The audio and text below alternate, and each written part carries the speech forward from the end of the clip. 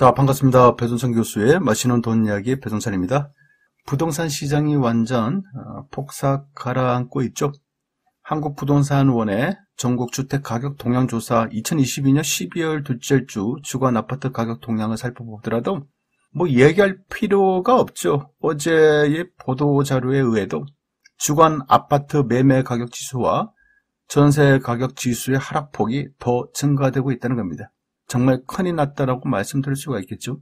특히 지방에 비해서 서울과 인천, 경기도의 아파트 가격 하락이 심상치가 않는데, 서울 강북의 14개 구는 노원구가 마이너스 0.98%, 월계동, 상계동, 구축단지 위주로, 도봉구가 마이너스 0.93%, 방학동, 창동, 대단지 위주로, 성북구가 마이너스 0.91%로, 기름동, 도남동 위주로, 중랑구는 마이너스 0.87%로 신내동, 망우동 위주로, 동대문구 또한 청량리, 답신리동 위주로 하락하고 있는 추세라는 거죠. 이에 비하여 강남 11개 구는요, 그나마 전체 마이너스 0.54%로 송파구가 마이너스 0.82%, 강동구가 마이너스 0.62%, 그리고 금천구가 마이너스 0.61%, 영등포구도 마이너스 0.61%를 기록하고 있다는 겁니다. 그리고 경기도 같은 경우에는 전체적으로 본다면 마이너스 0.82%로 하락 중인데, 간헐적인 급매물 거래가 매물 가격 하향 조정에 영향을 미치고 있는 가운데 광명시가 마이너스 1.67%, 이게 하락률이 굉장히 높죠. 철산동, 하안동, 재건축 위주로, 의왕시가 마이너스 1.37%, 하기동, 왕곡동 위주로, 가천시가 마이너스 1.32%, 중원동, 원문동 위주로, 김포시 또한 마이너스 1.21%로 하락 중에 있다는 겁니다. 인천은 더 심각하죠. 인천광역시 같은 경우는 마이너스 1.04%로, 연수구가 마이너스 1.31%, 송도 신도시와 인근 지역의 구도심 지역으로 하락 지역이 확대되고 있고, 인천 남동구가 마이너스 1.25%, 부평구 또한 마이너스 1.05%를 기록하고 있다는 겁니다. 전반적으로 인천광역시 하락률이 더 높게 나타나고 있다고 말씀드릴 수가 있겠죠. 그리고 이러한 집값 하락은 당연히 금리 인상, 이러한 부분도 문제이죠. 금리 인상 여파가 컸다라고 말씀드릴 수 있을 것 같고요. 여기에다가 급격하게 떨어지고 있는 전세 가격 하락, 그래요. 오히려 전세 가격 하락이 현재 집값을 더 힘들게 하고 있다라고 말씀드릴 수가 있다는 겁니다. 여기에 서울 노원구 아파트 같은 경우에는요, 강남권의 아파트에 비하여 가격이 저렴하지 않습니까? 저렴했고, 또한 그동안 영끌이나 비투, 지금이라도 내 집 장만을 해야겠다라는 사람들, 그 2030 세대들이 2021년 또 2022년 초 해가지고 많이 영끌들을 했지 않겠습니까? 또한 서울 주로 강북 쪽에 있는 이런 아파트의 특징이 소액으로 전세를 낀 갭 투자를 할 수 있는 지역, 그런 지역이지 않겠습니까? 그러니까 서울 강남에 있는 아파트를 갭 투자하기, 이건 좀 굉장히 버겁지 않습니까? 투자 금액이 많이 들어가니까. 따라서 이런 지역에 이제 갭 투자들을 많이 했겠죠. 이러한 서울 노원구 아파트의 가격 사례를 실질적으로 한번 볼까요? 상계동에 있는 중앙아파트, 땡땡 아파트인데 전용 면적이 59제곱미터예요. 그래서 실거래 가격이 2019년도의 실거래 가격들이에요. 5억 2천만 원, 5억. 이 정도 이제 실거래 가격이 형성됐을 거예요. 그 다음에 이제 2020년도 3월 달에는 대략 6억, 그리고 5월 달에는 5억 7,500, 6월 달에는 5억 8,200만 원의 거래가 되다가 2020년 하반기부터 8억, 그리고 7억 700만 원, 9억 4천만 원, 그래요. 2021년 9월 달에는 무려 9억 4천만 원까지 올라갔다는 겁니다. 아파트 가격의 상승이 정말, 5억 하는 아파트가, 그렇죠. 거의 1년 만에, 9억 4천만 원까지 가격이 올라갔다라고 말씀드릴 수 있겠죠.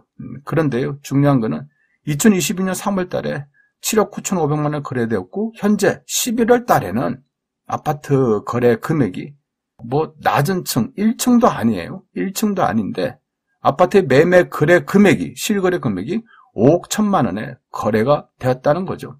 거의 충격적이다라고 말씀드릴 수 있겠죠. 9억 4천만 원 하는 아파트 가격이 5억 1천만 원에 거래가 되었다. 뭐 이 거래를 놓고 뭐 실제 계약이다 아니면 뭐 친척지간의 거래다 이렇게 여러 가지 생각을 해볼 수는 있겠지만 중요한 거는 실제적으로 실거래 신고가 이 정도로 이루어졌다는 부분, 이 부분이 이제 중요하다라고 말씀드릴 수 있지 않겠습니까? 따라서 지금 부동산 시장이 얼마나 암울한지를 여실히 보여주고 있다라고 말씀드릴 수 있겠죠. 2019년도에 5억 2천만 원 하던 거래 금액이 3년 만에 5억 1천만 원에 거래됐다. 3년 전 가격으로 완전히 돌아왔다. 충격적 하락이다라고 말씀드릴 수가 있다는 겁니다.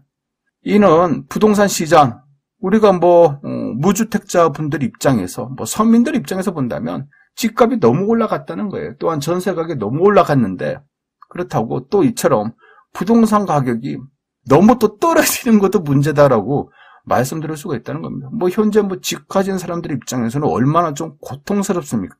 세입자가 나간다는데, 다른 세입자를 구해야 되는데, 다른 세입자들이 없다는 거 아닙니까?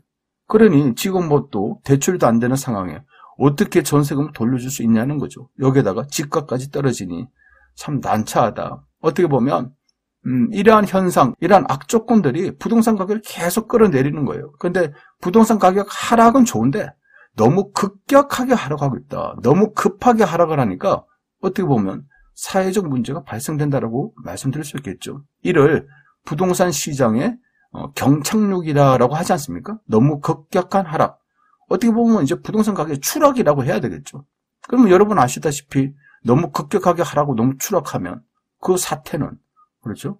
그냥 내가 집이 없다고 나는 다행이다라가 아니라 그렇잖아요. 어떻게 보면 전체 사회적, 경제적, 정신적 이런 부분에 영향을 끼친다라고 말씀드릴 수 있겠죠.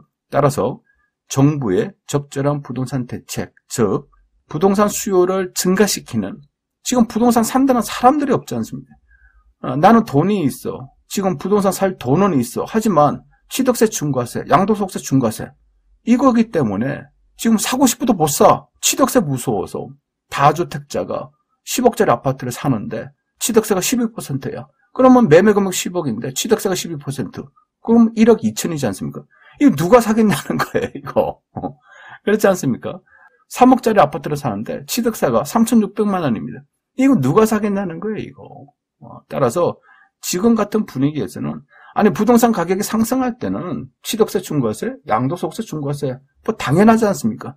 그런데 이처럼 부동산 가격이 급격하게 하락할 때는 어느 정도 다주택자들의 세금, 취득세, 양도소득세, 중과세 이런 부분, 또 DSR, 일시적 폐지 이런 적절한 부동산 대책들이 나와야 되지 않겠어요? 따라서 국정과제점검회에서 부동산 수요 규제 더 빠른 속도로 풀어야 된다라는 이야기가 나왔고요. 그리고 부동산 이념에 매몰돼서는 안 된다. 다주택자들에 대한 과세 경감, 즉 양도소득세, 취득세 이 부분에 대해서 중과세를 폐지해야 된다. 이러한 시기가 앞당겨지고 있다. 또한 주택담보대출 시 DSR, 일시적 폐지 등의 이런 특단의 조치들이 좀 나올 것으로 보인다는 거죠. 그만큼 현재 부동산 시장이 어렵고 힘들다라고 말씀드릴 수도 있을 것 같아요. 정부의 특단한 조치가 곧 나올 수 있을 것 같아요. 한번 지켜봐야 되겠죠. 이상까지 배동찬 교수의 맛있는 더운 이야기였습니다. 감사합니다.